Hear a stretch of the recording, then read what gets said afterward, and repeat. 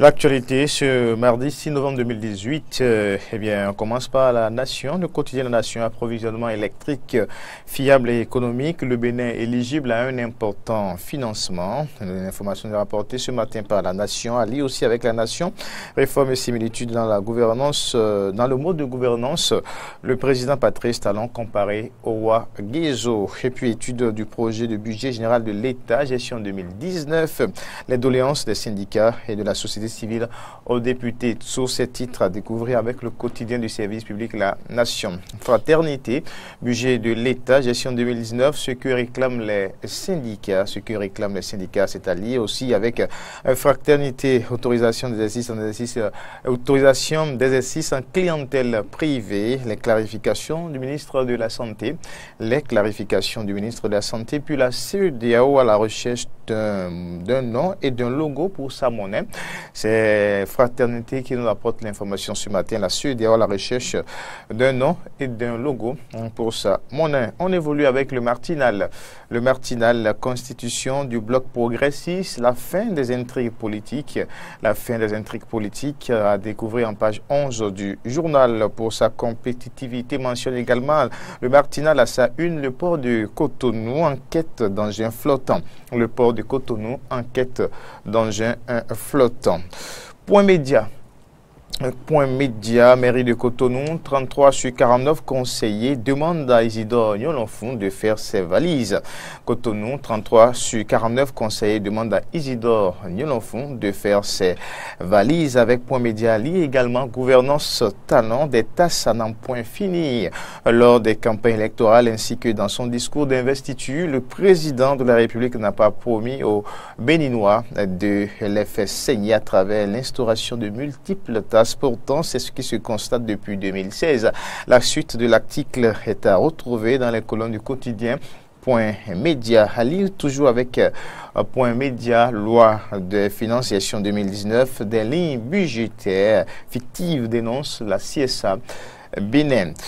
On retrouve à la suite de Point Média, on retrouve le quotidien Matin Libre, commission d'enquête parlementaire, où sont les rapports sur Maria Gleta et le FAC? Interrogation du quotidien Matin Libre de ce mardi, Matin Libre toujours, conséquences des faces du PPP sur les économies africaines. Boni Yahi s'en préoccupe, le PPP, c'est bien le partenariat public et privé. Boni Yahi s'en préoccupe à lire, avec Matin Libre, page 2 de ce matin, manque criard d'enseignants dans les écoles publiques. Le gouvernement toujours indifférent, la CSTB donne de la voix, titre également Matin Libre. La nouvelle génération. Le quotidien La Nouvelle Génération, processus en marche de la simplification du paysage politique national. Patrice Talon en passe de relever un grand défi politique malgré les pièvements et le tentama, 3 points de suspension. Ajoute le quotidien La Nouvelle Génération qui a également consacré sa une à d'autres déclarations, d'autres meetings politiques. Bénin exercice de la réforme du système partisan. Le CPP de Christelle Rondonoubo rejoint le bloc progressiste, La Nouvelle Génération. First Info, le journal First Info, audit de reversement dans la fonction publique au Bénin. La transparence et la diligence du gouvernement sollicité. À lire aussi avec First Info, motion de retrait de confiance à l'édile de Cotonou. Le maire Isidore Nyolonfon n'est pas le problème. Ce quotidien parle aussi des questions d'assainissement ou d'insalubrité à Cotonou. Cotonou, une décharge à ciel ouvert, 500 tonnes d'ordures sous le nez de Toboula, 5000 tonnes d'ordures sous les bras de Tonato. Talon n'est pas content du spectacle. C'est à lire avec First Info. Le Caribou, le quotidien, le Caribou, longtemps chassés, mis hors d'état de nu, les Gaïmens déguisés refont surface à Cotonou. C'est à lire avec le quotidien Le Caribou, vol qualifié de parcelle, fabrication de propriété de parcelles et de témoins à Semempodji. La justice se saisit partiellement du dossier. La prison peint au nez des prédateurs et receleurs. Les détails sont apportés par le quotidien Le Caribou. Nassiara. Le quotidien Nassière, à rapport d'une business 2019, Rekia Madougou se félicite des efforts accomplis par l'Afrique subsaharienne. On reste avec Caribou qui titre également recours au partenariat public-privé par les États africains, les revers auxquels s'exposent les gouvernants,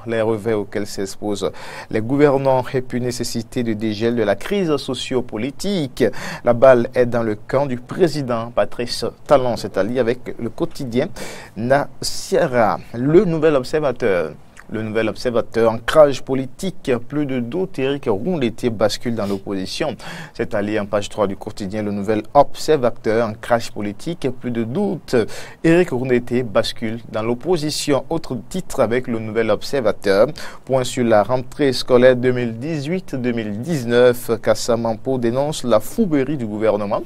Il manque plus de 65% d'enseignants dans les collèges et lycées. On reste avec Le Nouvel Observateur qui titre aussi sorti musclé des forces coalisées et des forces coalisées de l'opposition face aux assauts répétitifs contre la démocratie. Le rempart se constitue les 7 exigences pour la restauration de l'état de droit. Ali aussi avec Le Nouvel Observateur. En boucle où on continue à le dire avec le challenge. Le quotidien, le challenge réforme dans le projet de loi des finances 2019, le gouvernement Talon encourage la formalisation et le développement des petites entreprises. Le montant de l'impôt passe de 400 000 francs CFA à 150 000 francs CFA. C'est bien le challenge qui nous apporte l'information ce matin. Et maintenant, le quotidien, le Nouveau Courrier. Avant de boucler cette revue des titres, le Nouveau Courrier qui titre ce matin « Conseil de sages à Claudine Prudencio, présidente du bloc UDBN, tu es l'espoir de ce peuple, que les jeunes et les femmes soient ton appui ». C'est allié avec le Nouveau Courrier, Conseil de sages à Claudine Prudencio, présidente du bloc UDBN, tu es l'espoir de ce peuple, que les jeunes et les femmes soient ton appui. C'est le Courrier qui aussi apporte d'autres informations ce matin. Conseil du bloc progressiste de la mouvance présidentielle.